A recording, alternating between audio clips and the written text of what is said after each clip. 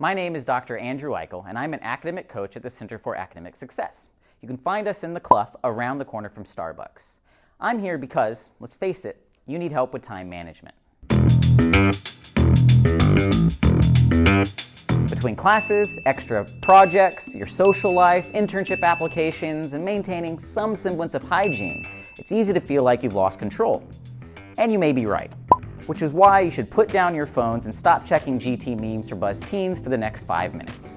The first step to better time management is this: don't lie to yourself. Nobody is as efficient with their time as they could be. You can tell your parents that you've got a late night study group, but you and I both know you were just up late binging Netflix for the 4th night in a row. But if you can't honestly confront where improvements need to be made, you're just going to be applying band-aids rather than addressing root causes. The next step may seem a strange one, but stay with me. Read the syllabus. I know, crazy talk, right? Why do that when you can just ask your instructors redundant questions they've already answered?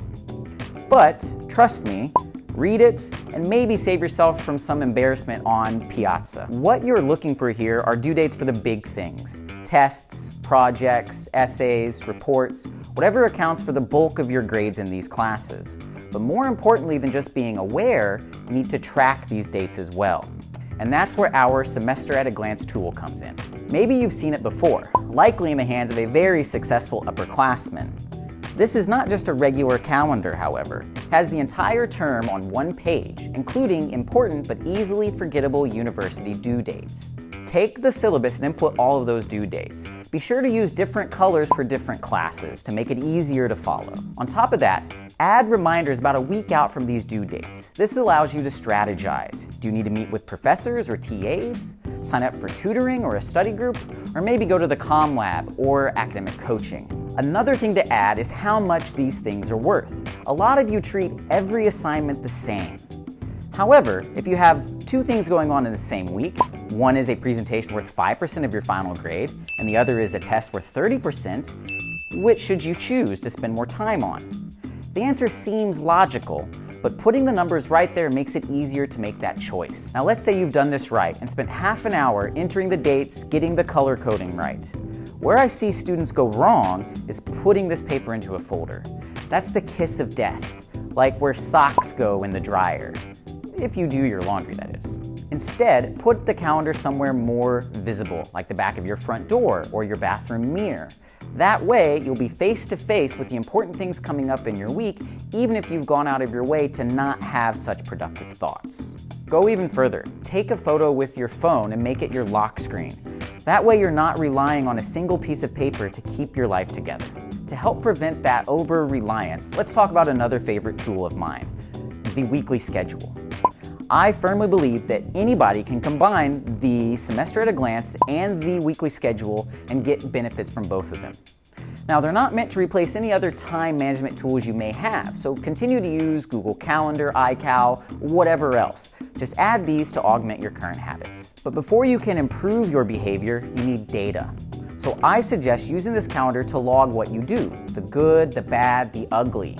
Don't try to cover up how many hours a day you spend playing Fortnite or watching YouTube cat videos. There are 168 hours in the week, and you do something with all of them. Once you've tracked your activities, you can pick a few days and a few habits and start to modify them, slowly. So if you're going to bed at 3 a.m. every night of the week, maybe pick 2 days and go to bed at 1 instead. Another tip is to build in time for fun stuff. If you pack your schedule with nothing but work, regardless of stamina or good intentions, you'll eventually slip. And then from there, you're just going to start ignoring your schedule altogether. So, schedule your video games, your binge watching, your YouTubing. Give yourself permission to have that fun. Not only that, but write it down. Put it on that calendar so when you're neck deep coding, sketching, writing, you see some fun is coming up soon. Also, cut down on multitasking with work and play. It's hard to get real studying done and enjoy your show on Netflix. Once you figure out where to spend your time, the next step is to figure out a schedule to stick to. Now, this is not a contract with yourself. This is not an ideal calendar that you will never reach. This is a guide, right? Something to help you along the way. Plans change, so you need to be flexible, but having a schedule allows you to cut back on wasted time. When you create your schedule, again, remember to use different colors for different classes and different tasks. Now, most students remember to do the basics: classes, work, maybe some study blocks. But don't forget some of those other things that you do, right? Things like chores, domestic tasks, cleaning, cooking, going to the gym, if you have study groups, organizations, commuting, everything. Try to keep your individual study blocks down to an hour or less. And be sure to include professor and TA office hours. I suggest using a highlighter so that you can see when your available time matches with theirs. Be sure to schedule your actual scheduling. Set a reminder on your phone so that you have 30 minutes or so to sit down and plan out what's going to happen that next week. From there, it's all about maintenance and fine-tuning. Filling out a single weekly schedule is not enough, so don't get complacent. Stop by the center, get as many of these schedules as you want, or you can print them from our website. Telling yourself that you don't have control over your own time is just an excuse for bad habits. So do something. Be proactive. Be on the lookout for more videos about other topics related to your academic success. If you're impatient and you want more tailored advice, stop by the center or go to our website to sign up for academic coaching today.